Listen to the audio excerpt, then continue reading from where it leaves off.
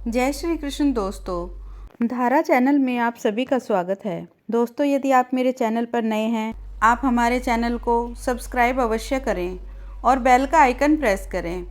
इससे आपको आने वाली वीडियो का नोटिफिकेशन मिलता रहेगा और आप क्रमबद्ध तरीके से कथा का रसपान करते रहेंगे। संतान सप्तमी व्रत 2023। संतान सप्तमी व्रत संतान प्राप्ति, संतान की सुरक्षा और उसकी लंबी उम्र के लिए किया जाता है। भादो मास के शुक्ल पक्ष के सप्तमी तिथि के दिन संतान सप्तमी का व्रत और पूजन किया जाता है। इसे मुक्ताभरण व्रत और ललिता सप्तमी व्रत के नाम से भी कहा जाता है। इस दिन का व्रत महिलाएं अपनी संतान के लिए करती हैं। ऐसी मान्यता है कि इस दिन का व्रत करके निसंतान को भी संतान प्राप्ति हो जाती है। संतान दीर्घायु होती है, उनके दुखों का नाश होता है और उनको आरोग्य की प्राप्ति होती है। इस वर्ष संतान सप्तमी व्रत 22 सितंबर 2023 शुक्रवार के दिन किया जाएगा। पौराणिक ग्रंथों के अनुसार इस दिन का व्रत करने से उत्तम संतान की प्राप्ति होती है। संतान के अच्छे स्वास्थ्य और उसकी लंबी आयु की कामना के साथ इस व्रत एवं पूजन को करने से संतान का सदा ही शुभ होता है। इस व्रत को करने से सुख और सौभाग्य में वृद्धि होती है। आइए जानते हैं पूजन की विधि। संतान सप्तमी के दिन प्रातःकाल सुबह जल्दी उठकर स्नान आदि नित्य कर्म से निवृत्त होकर स्वच्छ वस्त्र धारण करने चाहिए।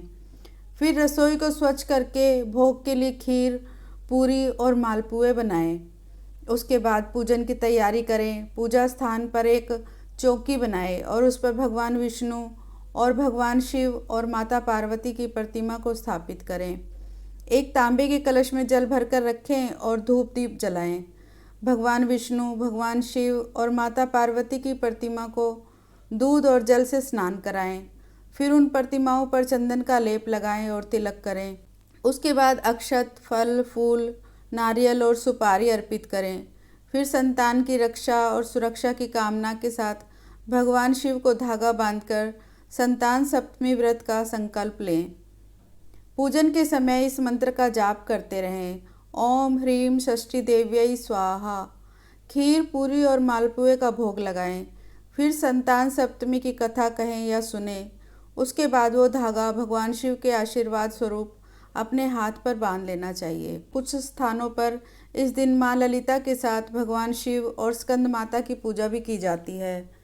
साथ ही कुछ स्थानों पर यह व्रत षष्ठी तिथि के दिन भी किया जाता है, इसलिए वहाँ इसे ललिता षष्ठी और संतान षष्ठी व्रत भी कहा जाता है, परंतु पूजन की विधि वही रहती है। संतान सप्तमी व्रत की कथा। हिंदू धर्म ग्रंथों के अनुसार एक बार भगवान श्री कृष्ण ने युधिष्ठिर को संतान सप्तमी के व्रत की कथा सुनाते हुए कहा कि यह व्रत योग्य संतान प्रदान करने वाला, उसकी रक्षा करने वाला और उसके दुखों का नाश करने वाला है। ऋषि लोमेश ने इस व्रत के विधान को माँ देवकी को बताया था। भगवान श्री कृष्ण ने युधिष्ठिर को संतान सप्तमी की व्रत कथा सुनाते हुए कहा, हे धर्मराज, मैं आपको संतान सप्तमी के व्रत की कथा सुनाता हूँ। आप ध्यान से सुनिए। बहुत समय पहले अयोध्या नगरी पर राजा नहुष का राज था। वो बहुत ही प्रतापी और न्यायप्रिय राजा थे। उनकी रानी चंद्रमुखी बहुत ही सुंदर, सुशील और धर्मपरायण स्त्री थी। उनके राज्य में एक विष्णुदत्त नाम का ब्राह्मण अपनी पत्नी रूपवती के साथ रहता था। रानी चंद्रमुखी और ब्राह्मणी रूपवती में बहुत प्रेम था। वो दोनों काफ़ी समय एक दूसरे के साथ बिताती थी।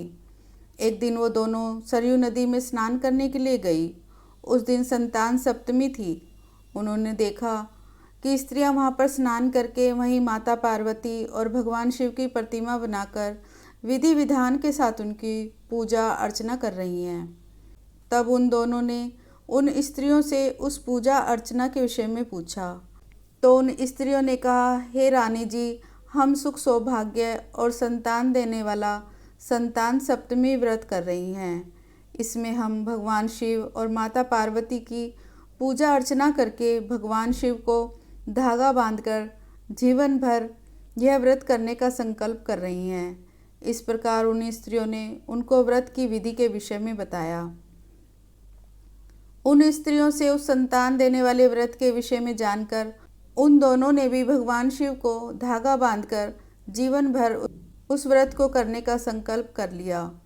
परंतु दुर्भाग्यवश वो दोनों ही संकल्पित व्रत करना भूल गई। परिणाम स्वरूप मरने के बाद उन्हें योनियों में जन्म लेना पड़ा। उन विभिन्न योनियों में दुख भोगकर एक बार फिर उन्हें मनुष्य योनि प्राप्त हुई। इस जन्म में रानी चंद्रमुखी ने राजकुमारी ईश्वरी के रूप में जन्म लिया और उनका विवाह मथुरा के राजा पृथ्वीनाथ के साथ हुआ। ब्राह्मणी रूपवती ने भूषणा के रूप में एक ब्राह्मण परिवार में जन्म लिया और इसका विवाह मथुरा के राजपुरोहित अग्निमुखी के साथ हुआ। पूर्व जन्म की ही भांति इस जन्म में भी उन दोनों में बहुत प्रेम था। पूर्व जन्म में संकल्पित व्रत न करने के कारण इस जन्म में रानी को संतान सुख प्राप्त नहीं हो सका। उसने एक मूक बधिर बालक को जन्म दिया और वो भी अल्पायु में ही मृत्यु को प्राप्त हो गया। इस कारण वो बहुत दुखी रहने लगी। उधर सौभाग्यवश ब्राह्मणी भूषणा को उस व्रत का स्मरण रहा और उसने इस जन्म में उस व्रत का पालन किया, जिसके फलस्वरूप उसको 8 पुत्रों की प्राप्ति हुई। उसके पुत्र स्वस्थ होने के साथ साथ बहुत ही रूपवान और गुणवान थे। जब भूषणा को अपनी सखी रानी ईश्वरी के मूक बधिर पुत्र की मृत्यु का पता चला तो वो रानी को सहानुभूति देने के लिए उनसे मिलने गई। पुत्र की मृत्यु के शोक के कारण रानी के हृदय में अपनी सहेली भूषणा के प्रति ईर्ष्या उत्पन्न हो गई। रानी ईश्वरी ने भूषणा के पुत्रों को मारने की इच्छा से उन्हें भोजन के लिए बुलाया और उन्हें भोजन में विष देकर मारने का प्रयास किया, किंतु उस व्रत के प्रभाव से भूषणा के पुत्रों पर उस विष का कोई प्रभाव नहीं हुआ।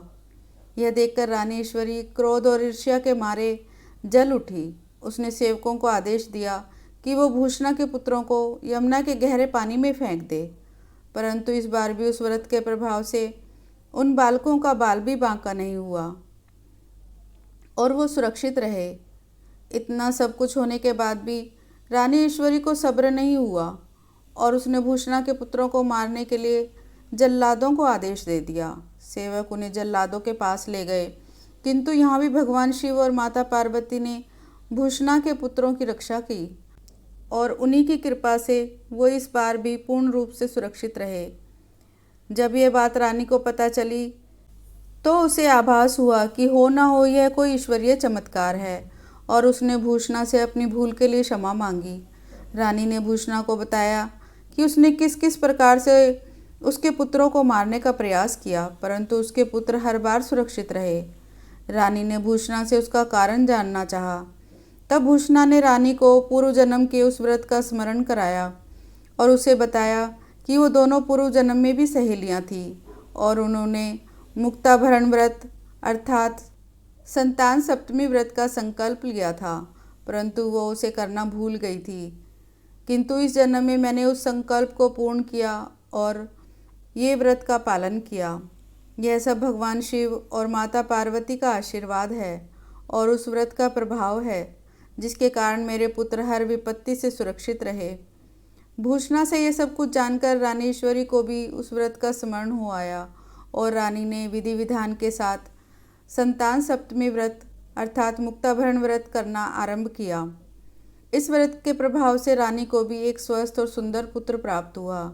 तभी से स्त्रियां संतान प्राप्ति और उनकी रक्षा के लिए यह संतान सप्तमी व्रत करती हैं। ओम नमः शिवाय।